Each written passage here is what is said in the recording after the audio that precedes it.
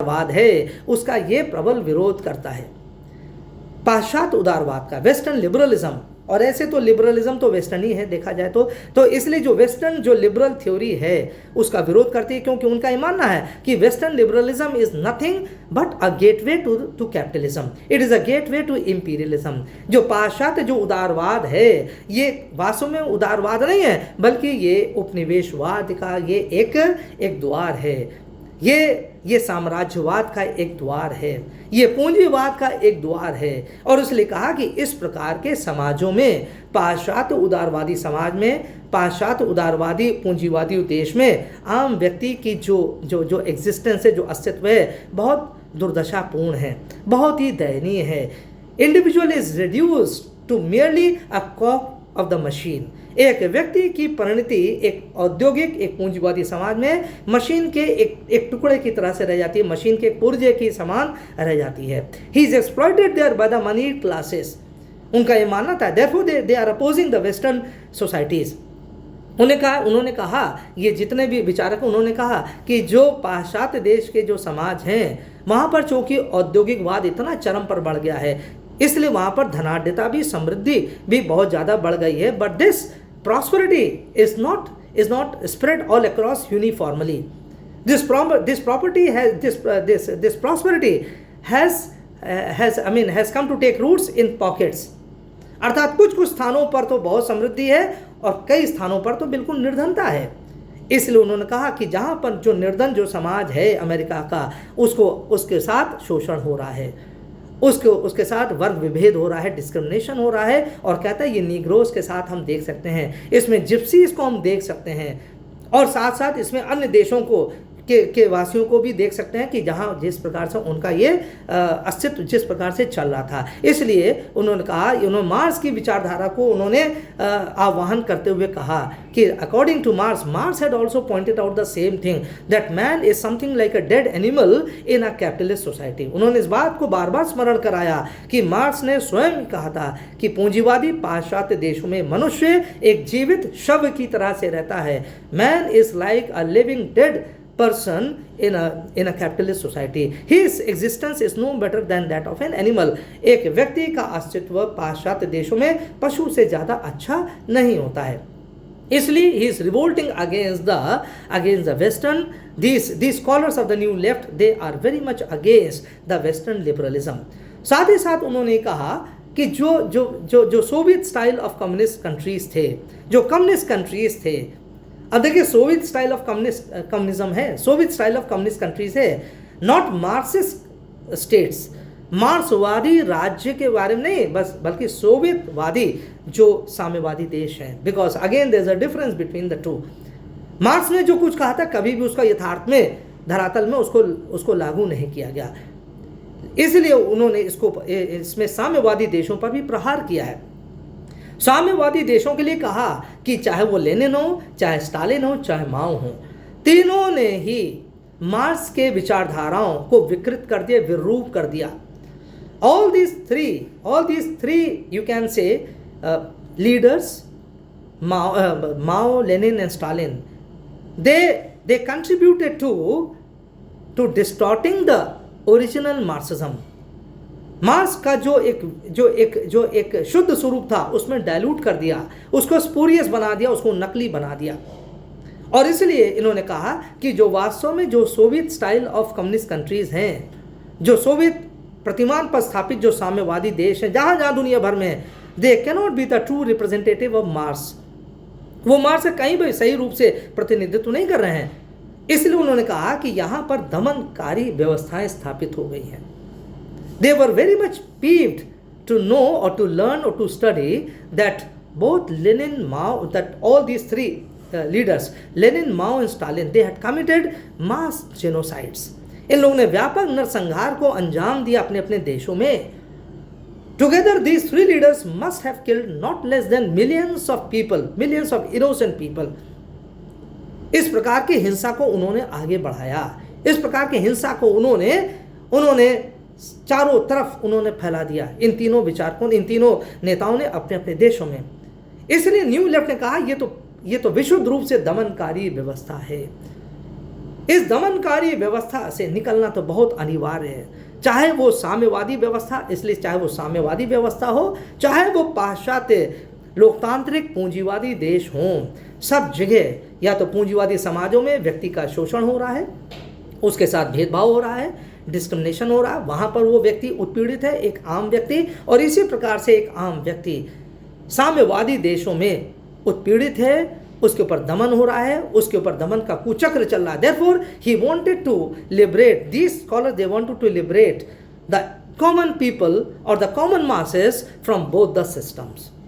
इसीलिए these people they don't favor neither the western system nor the Soviet system. यह marks के जो अन्य जो वेरिएंट हैं, किसी भी व्यवस्थाओं को ये स्वीकार करने के पक्ष में नहीं है। दूसरी बात, ये जो यहाँ पर अब बात सामने आती है कि दूसरी इसकी विशेषता क्या है। दूसरी विशेषता ये है कि जैसे मैंने पहले बताया, ये तरुण मार्क्स के बारे में बात करते हैं। They are more attracted towards the young Marx, they are not in favour of a scientific Marx, they do not feel enchanted by an intellectual Marx. उनके लिए संवेदनशील मार्क्स उनके लिए ज़्यादा स्वीकार योग्य है। वो साइंटिफिक मार्क्स के लिए नहीं चिंतित हैं, वो सोशोलॉजिस्ट मार्क्स के लिए नहीं बात करते हैं, वो मार्क्स एज एन इकोनॉमिस्ट इसके बारे में वो नहीं बात करना चाहते हैं, बल्कि वो बात करना चाहते हैं एक फिलोसफिकल मार्क्स, एक उदारवादी मार्क्सवाद के बारे में, ह्यूमैनिटेरियन मार्क्स, अर्थात मार्क्स ऐसा जिसका एक उदारवादी चेहरा सामने पहले आया था 1844 को इसकी जो रचना थी, उस प्रकार के मार्क्स को वो चाहते हैं, वो बाद के मार्क्स को बिल्कुल स्वीकार करना नहीं चाहते हैं। इसलिए सेकेंड कैरेक्टरिस्टिक इज दैट कि वो तरुण मार्क्स या युवा मार्क्स के बारे में बात करते हैं। दे do not believe in the rest of the Marxian theory कि क्लास स्ट्रगल होगा, वायलेंस होगा, सरप्लस होगा। उन्होंने कहा समाज आज इससे बहुत आगे बढ़ चुका है। सरप्लस थ्योरी की जहाँ तक बात है, वो तो आज तो मजदूर को भी मिल रहा है। अब वो पुराने दिन गए कि जब सरप्लस वैल्यू अर्थात जो सारी मुनाफाखोरी केवल उद्योगपति के द्वारा किया जाता था, केवल व्यापारी के द्वारा किया जाता था, अब वो दिन चले गए। मुनाफेखोरी का एक यानी लाभ जो प्रतिशत है किसी व्यापारी का या किसी बिजनेसमैन का, उसका कुछ प्रतिशत अब वो मजदूरों को भी देता है। तभी तो बगावत नहीं होती, तभी तो उसको जीवन की अन्य सुविधाएं देता है। इसलिए कहता अब वो सरप्लस वैल्यू थ्योरी का भी अब ज़्यादा महत्व नहीं रह गया। इसलिए उन्होंने कहा आज का जो मूल विषय है वो ये है कि व्यक्ति को दमन चक्र से मुक्त किया जाए, क्योंकि दमन चक्र और शोषणवादी प्रक्रिया चाहे वो पाश्चात्य देशों की हो, चाहे वो साम्यवादी देशों में हो, ये सब अस्वीकारनीय है। इसको किसी भी प्रकार से स्वीकार नहीं किया जा सकता। तीसरी बात, जो तीसरी विशेषता है न्यू लेफ्ट की, वो ये है कि they believe in the restoration of human personality, they believe in the re-establishment of humanitarian democratic values, अर्थात वो मनुष्य के व्यक्तित्व की पुनर्स्थापना करना चाहते हैं। जो नवीन वामपंथ है ये एक आम व्यक्ति की, अब आम व्यक्ति कौन है? जो समाज के जो परित्यक्त लोग हैं, जो समाज के हाशिए पर जो लोग रह रहे हैं, जिन व्यक्तियों की आवाज़ आज समाज में नहीं सुनाई पड़ती है, उस प्रकार के व्यक्तियों के व्यक्तित्व की गरिमा को वो पुनर्स्थापित करना चाहते हैं। They want to return the lost conscience of the people who have been rejected by the society and by and large. इसी बात को रूसो ने भी तो कहा था, let us retire to the state of nature. अपने सोशल कॉन्ट्रैक्ट से पहले जो उसने 2 निबंध लिखे थे, has the progress of science and arts contributed to purify or corrupt morals. क्या विज्ञान तथा कला की प्रगति के फलस्वरूप मनुष्य की नैतिकता में उत्थान हुआ, यह पतन हुआ है? इस निबंध में रूसो ने, जो फ्रांस का विचारक है, रूसो ने यही कहा था, let us retire to the state of nature. वो ज्ञान के युग की तरफ नहीं भागना चाहता है, वो ज्ञान की दर बौद्धिकता के ऊपर वो बात नहीं करता है रूसो। वो कहता है कि आज हमें अपनी संवेदनशीलता को पुनः खोजना होगा, हमें प्रकृति से जो प्राप्त जो हमारे सहज भाव थे, भावनाएं थे, हमें उनको पुनः ढूंढना होगा। The same thing is being said by the new leftist. They are trying to say that give us back our lost conscience, restore our lost dignity, the dignity or the human values that have been taken away by the established order, that should be restored to us. लेकिन उन्होंने कहा ये जब तक ये नहीं होगा तब तक समाज कभी भी अच्छा नहीं हो सकता है, न्यायपूर्ण नहीं हो सकता है, न्यायशील नहीं हो सकता, विधि सम्मत नहीं हो सकता है। दूसरी बात, मनुष्य के व्यक्तित्व के साथ साथ उन्होंने कहा, यह भी कहा कि वो स्वतंत्रता प्रेमी थे। They were very much in favour of freedom, liberties and rights of the common people. वो आम जनता के लोगों के लिए, वो स्वतंत्रता के लिए, उनके अधिकारों के लिए बहुत ज़्यादा चिंतित थे।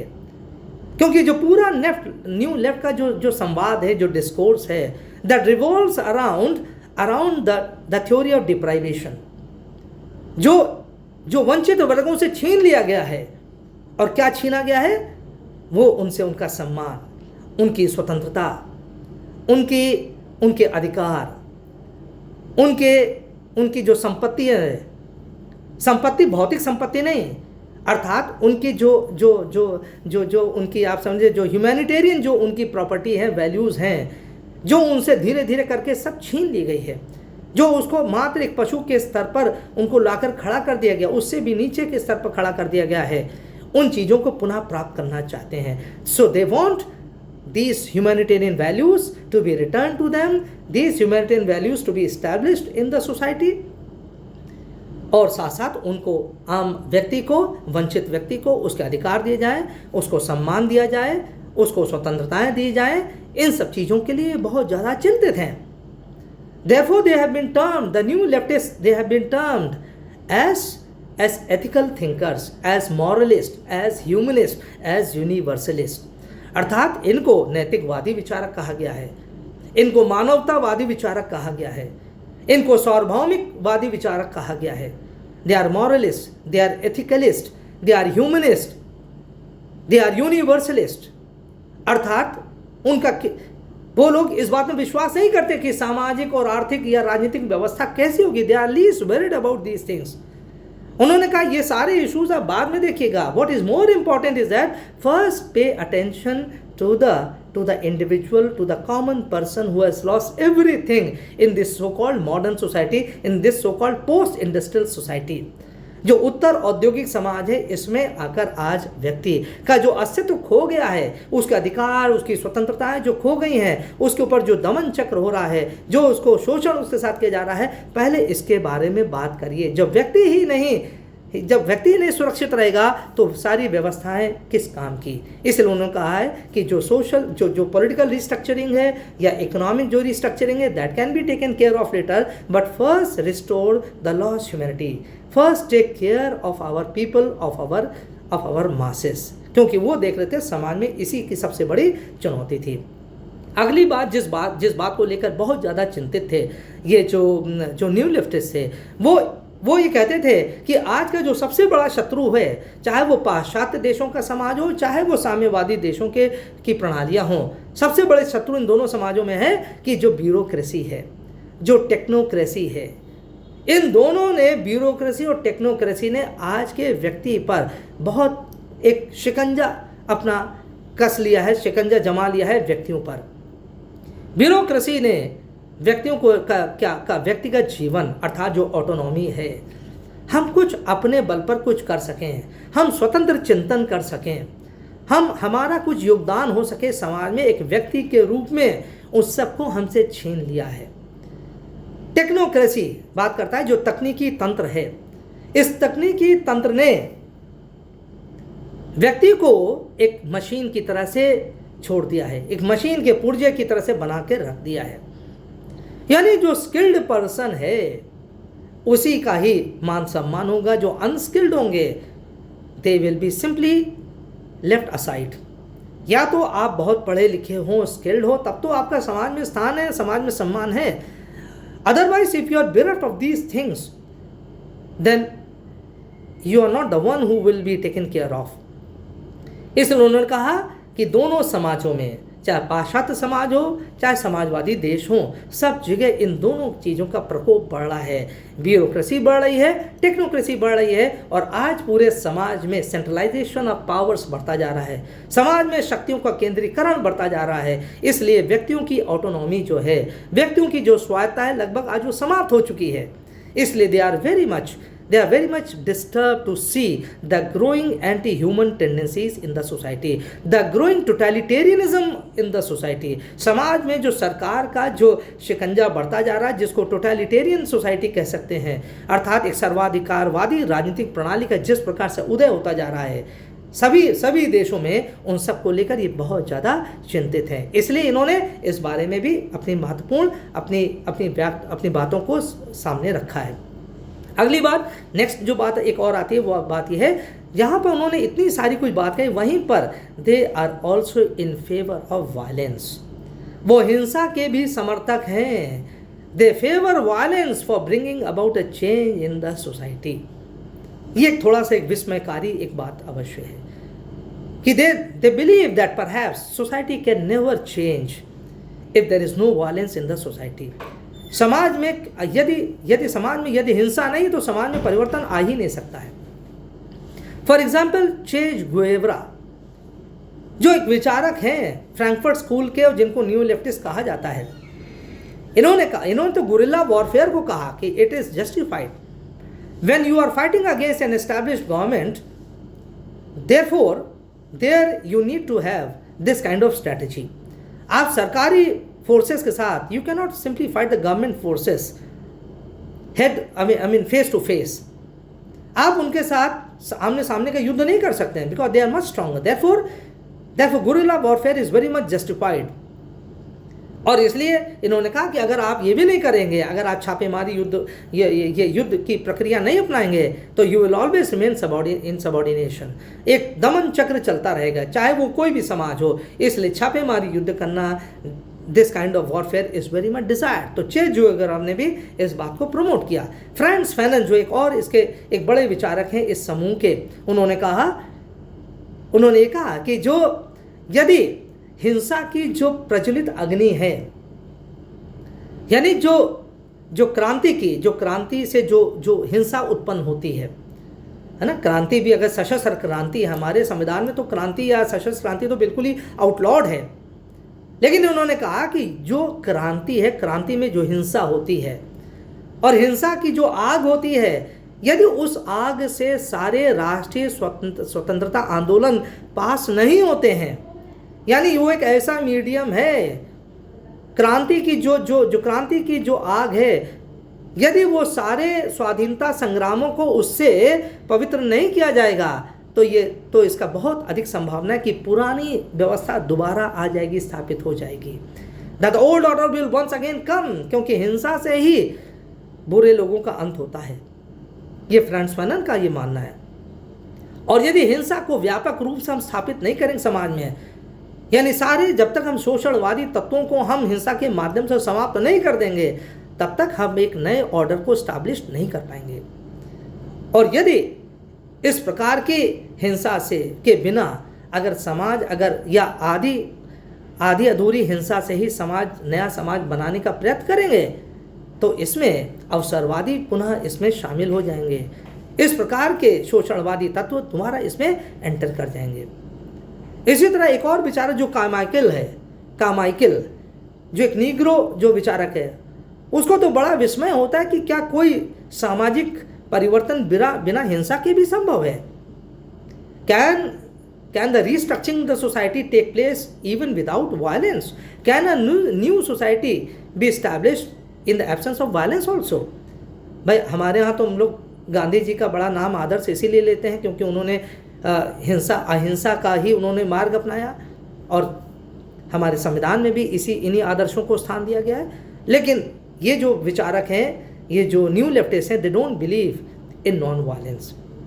इसलिए ये एक बड़ा एक विषय है। इसी तरह से और भी जो विचारक है, जॉन पॉल सार्त्रे भी हैं, उन्होंने भी कहा कि जो जॉन पॉल सार्त्रे और हर्बर्ट मार्क्यूज, ये भी दोनों विचारक ये इस बात को कहते हैं कि यूँ तो हिंसा तो सर्वथा निंदनीय है। Violence, though, is despicable. It stands to be criticized by one and all. But he says that under specific circumstances, violence has to be evaluated as per the merit. अर्थात लेकिन भले हम इसकी भर्त्सना करें, वो कहते हैं, और भर्त्सना के युग है भी हिंसा को, लेकिन उनका कुछ विशिष्ट परिस्थितियों में कुछ हिंसाओं की भर्त्सना नहीं करी जा सकती है। एक ऐसी हिंसा जिससे समाज में व्यापक परिवर्तन लाना हो, उस हिंसा को हम स्वीकार हमें करना चाहिए। इसलिए they also appear to be giving a certificate of approval to violence. तो by and large almost all the thinkers of the new left, they favor violence for bringing about a complete change in the society. For them, without violence there can be no real revolution, and without revolution there can be no new society.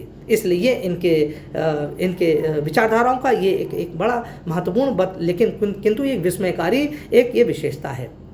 तो अब इन आधारों को अगर हम देखें, ये इनका कुल मिलाकर ये विचारधारा है, लेकिन इसकी कुछ आलोचना भी करी गई है। पहली तो आलोचना, जैसे आप स्वयं समझ गए होंगे, कि आज के संदर्भ में कोई भी राजनीतिक प्रणाली हिंसा को स्वीकार नहीं करेगी, चाहे कितना बड़ा विद्वान क्यों ना हो।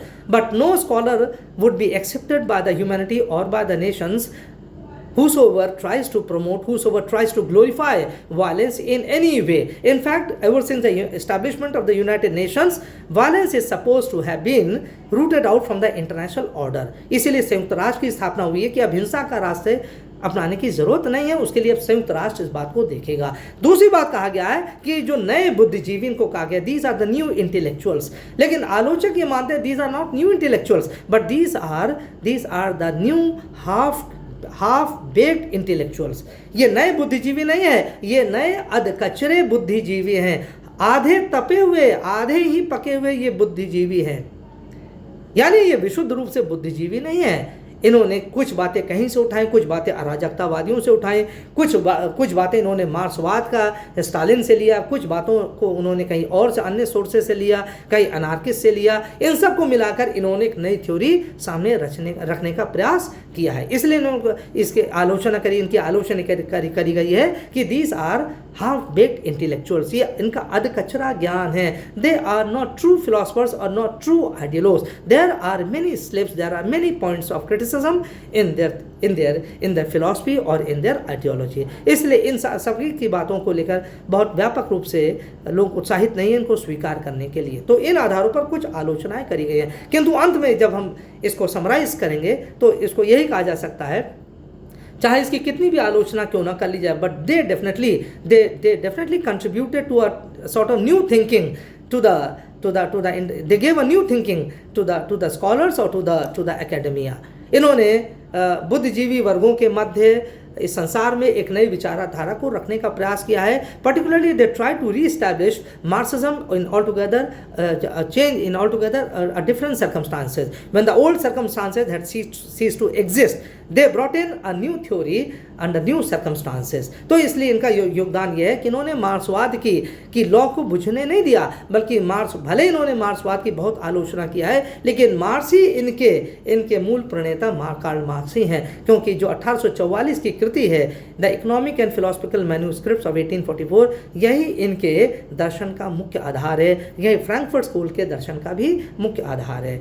तो इसलिए न्यू लेफ्ट ये जो विचारधाराएं हैं, ये समकालीन राजनीतिक विचारधारा में इसका बड़ा महत्वपूर्ण स्थान है। और इन्होंने इसी बात को स्पष्ट करने का प्रयास किया, एक संदेश दिया है कि जो विभिन्न जो राजनीतिक प्रणालियां हैं, किसी भी राजनीतिक प्रणाली के बारे में आप बात करें, चाहे लोकतांत्रिक हो, चाहे समाजवादी हो, चाहे अन्य प्रकार की राजनीतिक प्रणालियां हों, सभी के द्वारा लोगों को, विशेष रूप से सामान्य जनता को पूरा सम्मान दिया जाना चाहिए, उनके आत्मसम्मान का ख्याल रखा जाना चाहिए, उनके स्वतंत्रता, उनके अधिकारों को प्रतिस्थापित किया जाना चाहिए। इसलिए वो नए समाज के निर्माण के बारे में बात करते हैं। these new left thinkers, they talk about a new society। एक नए समाज को स्वीकार करना चाहते हैं, एक ऐसे समाज को जहां पर ना राजनीतिक दलों की ना कोई किसी प्रकार की बद्धता हो, पार्टी डिसिप्लिन जो तथाकथित जो दलीय अनुशासन है, जहां पर पूरा राजनीतिक दल एक आम सदस्य के ऊपर, एक आम राजनीतिक व्यक्ति के नेता के ऊपर पूरा हावी हो जाता है। इस प्रकार के राजनीतिक दलों के प्रचलन को वो अस्वीकार करते हैं, वो किसी भी प्रकार के वर्चस्व को अस्वीकार करते हैं। They are not ready to accept the dictates of the political party, they are not ready to accept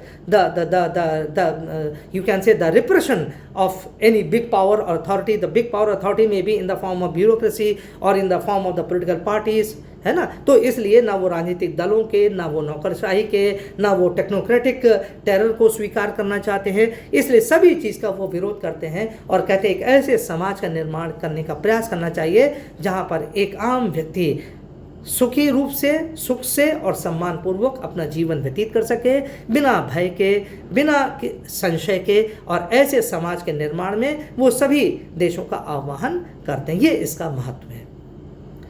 तो अब इस व्याख्यान के बाद मुझे आशा है कि शायद संभवतः आपको कुछ समझ में आया होगा और मैं अपनी बात आपके समक्ष कुछ सकारात्मक रूप से रख पाया, ये तो आप ही जज करेंगे।